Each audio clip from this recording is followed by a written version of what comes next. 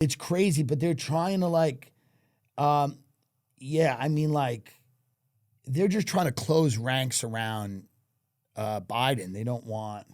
Yeah, they're really protecting Biden. A lot of these lawyers are Because, by the way, Biden, it's gotten to a point where it's almost a little fun now for the people around him because it is like a weekend at Bernie's. Yeah. It is kind of fun because he's like essentially just almost at the death's door. Mm-hmm. And they're all now like, we're all in this together. Oh, he's like Death Dash. It's Death Dash. Yeah. They're in it together now. So it's kind of like, we can't get out. It's kind of fun, like late nights, just propping him up, like playing with him like a puppet and going like, we're just going to put him out on the debate stage, like giving him good drugs, injecting him. Like the injections that Biden gets before the first debate, it will be nothing you've ever heard. Like teams of people. You ever see the scene in E.T. where they put a tent around and they won't let anyone near it? Before Biden walks on that debate stage, there's going to be an E.T. like tent and just people in hazmat suits are going to go in and just start injecting him with things. And then he's just going to walk out like a regular person. And then you're going to go, oh, there's shit we have no idea about. He's going to have a dip in his cheek of children's hair. Yeah, he's going to just start boxing. Like he's going to come out. They're going to be like, he'll start like throwing hands. He'll be like, there are drugs we've never heard. Like, there's technology we've never heard of. Yeah. There are drugs we've never heard of. Oh, they're going to be pumping. They're going to be playing T.I. They're going to be doing anything. They're going to be like, have a Ouija board channeling corn pop from the fucking swimming pool. They're going to be, can you imagine like doing debate prep with him? How nervous they're going to be? They're going to be sitting there and they're going to be like, okay. And then they're going to call like the people in like the deep state and stuff. They're going to go, we gotta really up the dose here. We're not, I mean, like he's not responding to the regular stimuli.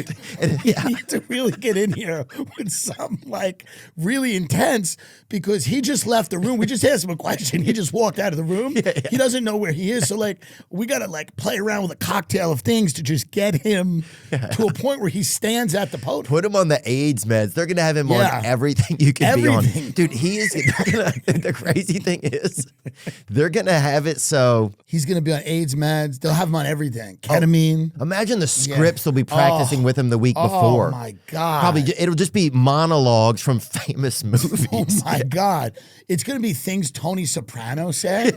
They're like, if you forget... Just give this speech that Tony Soprano gave to Anthony about World War II. Just if that's the closest you can get to this question, read this scene from The Sopranos where Tony talked about the importance of Italian Americans during World War II.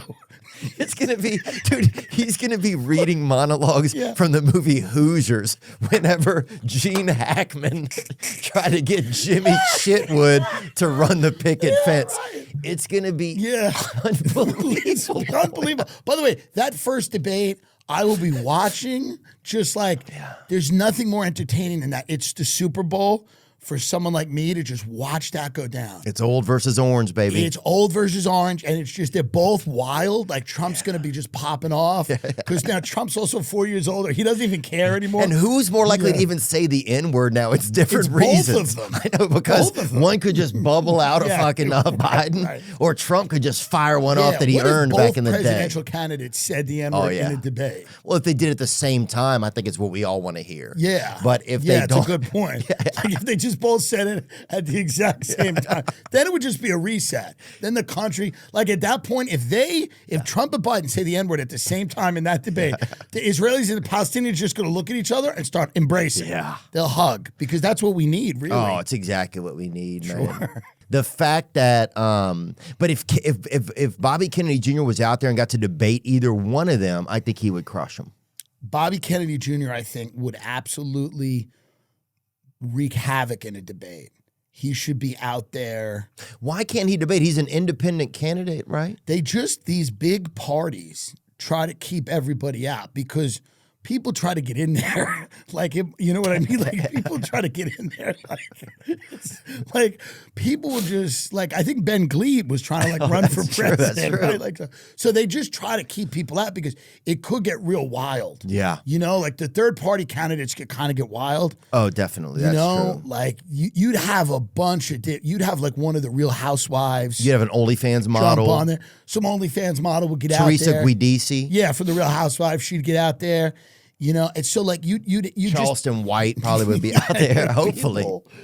You're right. Get this bitch out there. Jeepers, huh? Wow, it looks like it literally reminds me of like the Muppets went to fucking makeup. But that's the problem. Like, so that, like, here's the thing. Like, as much as I don't think it's fair that they're keeping Bobby Kennedy out, they do need to keep certain people out. Right.